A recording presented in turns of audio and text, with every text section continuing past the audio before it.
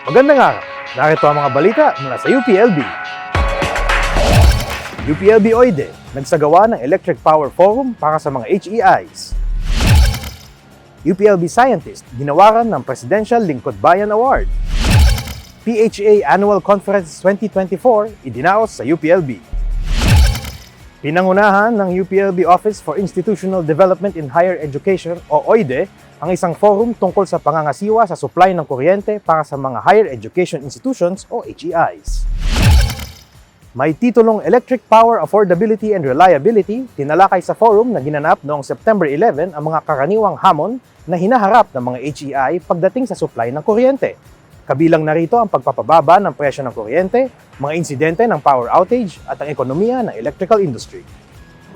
Nagsilbing resource person sa forum sina Associate Professor Roaldo Del Mundo ng UP Diliman at Associate Professor Gideon Carnaje at Assistant Professor Emmanuel Genesis Andal ng UPLB Department of Economics.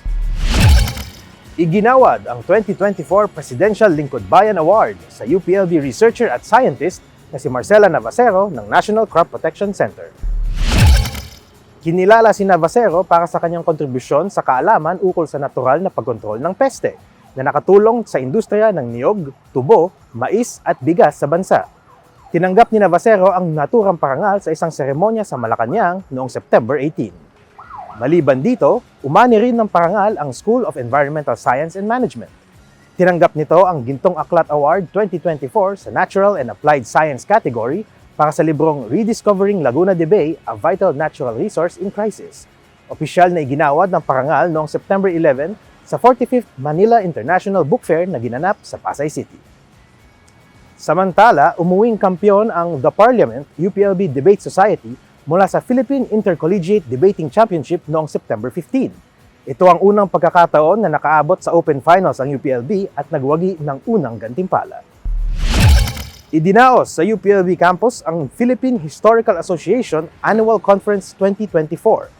Taglayang tema ang kasaysayan ng kasaysayan, mga historiografiya ng kasaysayang Pilipino mula 1955. Tinalakay sa conference ang historiografiyang Pilipino o ang pag-aaral tungkol sa papaano isinulat at isinusulat ang kasaysayan ng Pilipinas. Pinangunahan ito ng Philippine Historical Association o PHA sa pakikipagtulungan ng UPLB Department of Social Sciences. Sa kanyang mensahe, binigyang diin ni PHA President at National Historical Commission of the Philippines Commissioner, Dr. Francis M. Navarro, ang partisipasyon ng mga mananaliksik, guro, estudyante at history enthusiasts sa pagpapatuloy ng pagsulat ng kasaysayan.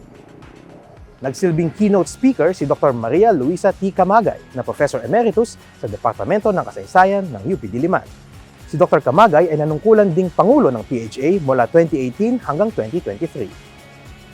Ang conference na nagsimula noong September 19 at matatapos hanggang bukas, September 21, ay bahagi ng pagdiriwang ng ika-69 na anibersaryo ng PHA.